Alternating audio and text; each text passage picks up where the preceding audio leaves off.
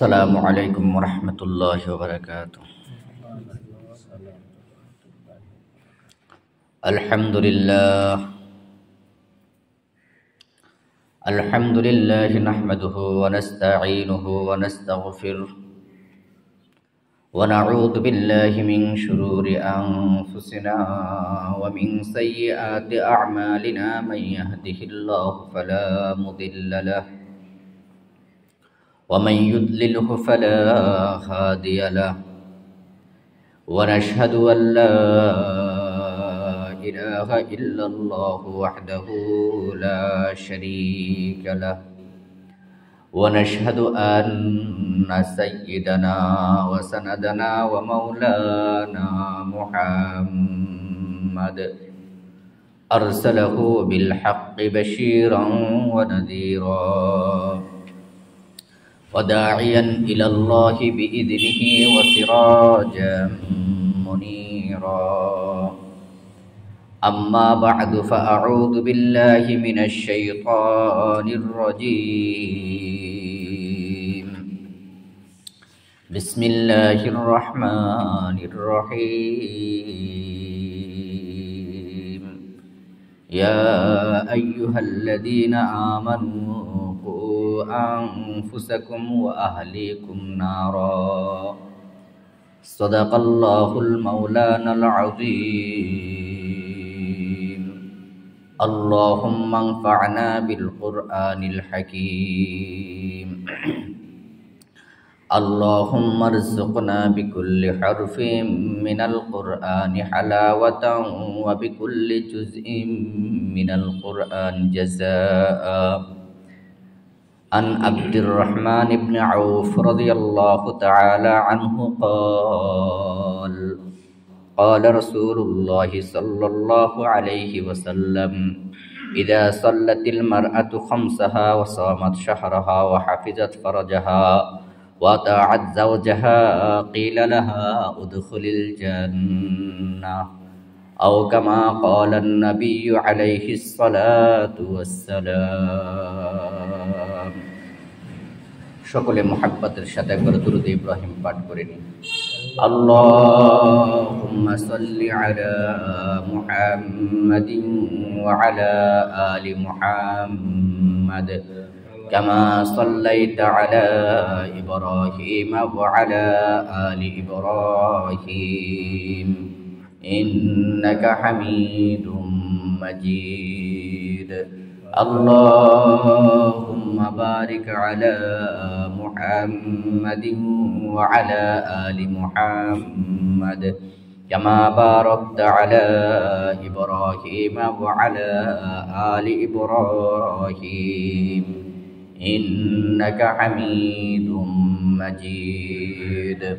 قالوا سبحانك لا علم لنا إلا ما علمتنا إنك أنت العليم الحكيم. اللهم صل على محمد كلما ذكره الذاكرون وكلما غفل عن ذكره الغافلون. معزز محترم সম্মানিত মুসল্লিয়ানে কেরাম, মহান আল্লাহ রব্বুল আলামিনের দরবারে অসংখ্য অগণিত শুকর যে আল্লাহ রব্বুল আলামিন দয়া করে, মায়া করে, মুহাব্বত করে, ভালোবেসে তার ঘরে সবার আগে এসে হাজিরা দেওয়ার তৌফিক আনায়াত করেছেন। এজন্য হৃদয়ের গহীন থেকে মুহাব্বতের সাথে কালিমাতুর শুকর আদায় করে নিয়ে সবাই বলে আলহামদুলিল্লাহ। আমরা ধারাবাহিক আলোচনা করতেছিলাম যে বর্তমান সময়ে হুকুকুল ইবাদ তথা বান্দার হক যে আদায় করতে হয়, আদায় করা যে ইবাদত, এটা আমরা ভুলে গেছি। বরঞ্চ আমরা বান্দার হক আদায় করাটা সমাজের নিয়ম রীতি মনে করেছি, রসম রেওয়াজের মধ্যে আমরা নিয়ে নিয়েছি, সামাজিক একটা নিয়ম নীতির মধ্যে আমরা নিয়ে নিয়েছি। অথচ হুকুকুল ইবাদ, বান্দার হক আদায় করা, এটা ইবাদত সমাজের মধ্যে এটা উঠে গেছে, অথচ শরীয়তে ইসলামের মধ্যে হুকুকুল্লাহ হলো 1 ভাগ আর হুকুকুল ইবাদ হলো 3 ভাগ। হুকুকুল্লাহ আল্লাহ রাব্বুল আলামিন ইচ্ছা করলে ক্ষমা করে দিবেন, বান্দা তওবা করলে ক্ষমা হয়ে যায়। কিন্তু হুকুকুল ইবাদ, যে ব্যক্তির হক নষ্ট করা হয়েছে তার কাছে তার হক আদায় করতে হবে কিংবা তার কাছে ক্ষমা চাইতে হবে। ওই বান্দা যদি ক্ষমা না করে আল্লাহ তাআলা ক্ষমা করবেন না, আর ওই বান্দা যদি ক্ষমা করে দেন আল্লাহ রাব্বুল আলামিন ক্ষমা করে দিবেন। তো হুকুকুল ইবাদের মধ্যে আমরা আলোচনা করেছি সন্তানের উপর পিতামাতার হক, পিতামাতার উপর সন্তানের হক, স্বামীর উপর স্ত্রীর হক। আজকে যদি আল্লাহ তাআলা তৌফিক এনায়েত করেন তাহলে আমরা আজকে আলোচনা করব স্ত্রীর উপর স্বামীর হক, হুকুকুজ জাওজি আলা জাওজিহি, স্ত্রীর উপর স্বামীর হক। এই সম্পর্কে আল্লাহ তাআলা যদি তৌফিক এনায়েত করেন আমরা কিছু আলোচনা করব।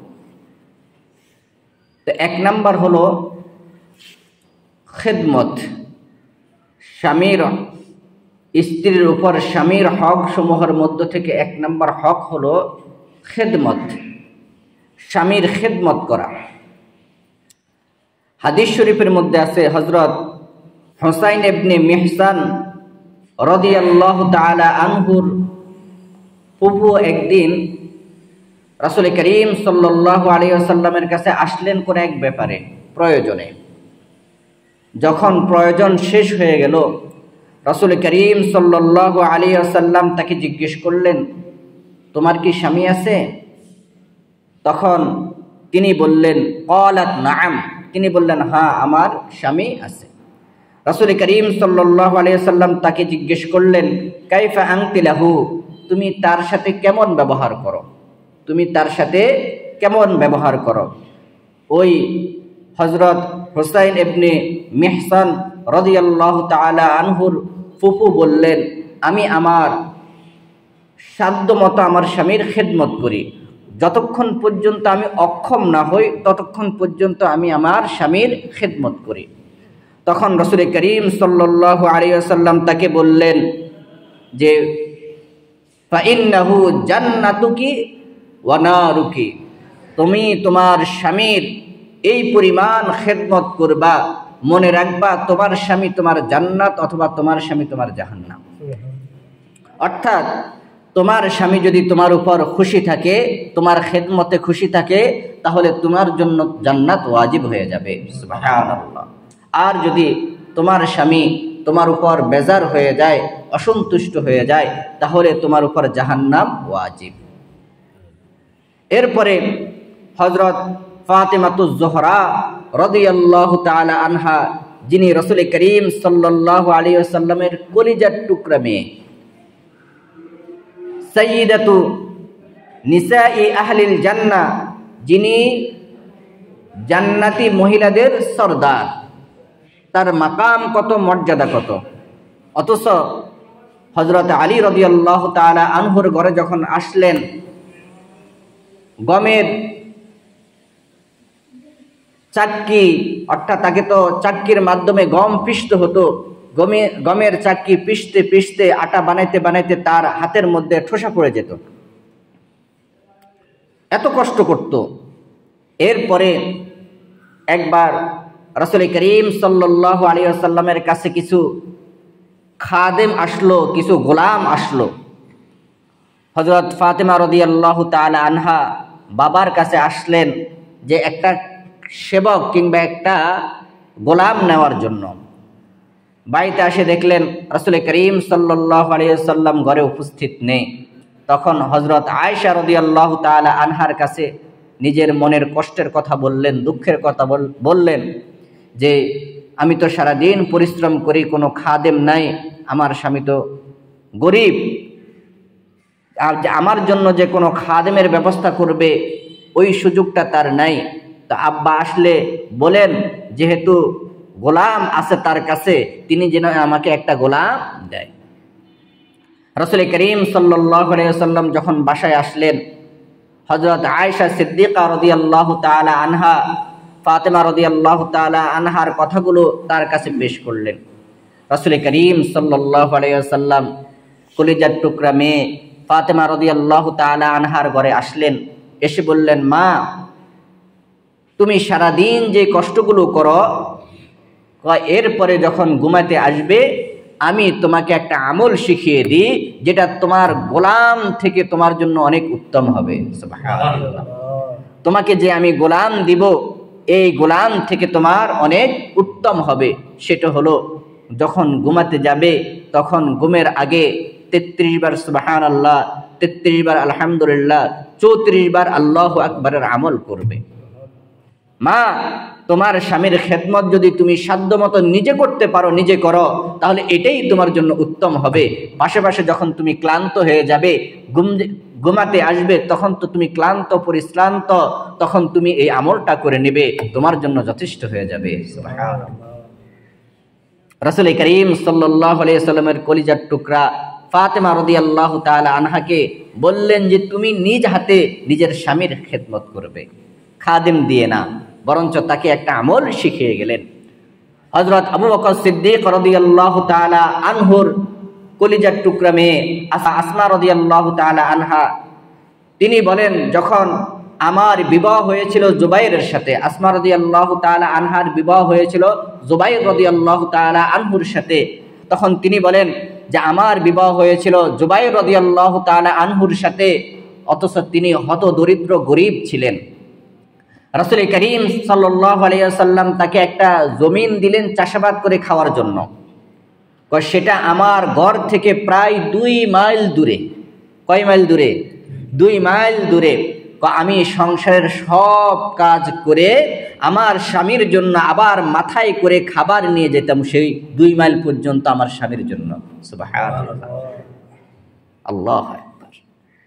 অথচ ওনার বাপকে হযরত আবু বকর সিদ্দিক রাদিয়াল্লাহু তাআলা আনহু, নবীদের পরে যার মর্যাদা, নবীদের পরে যার মর্যাদা,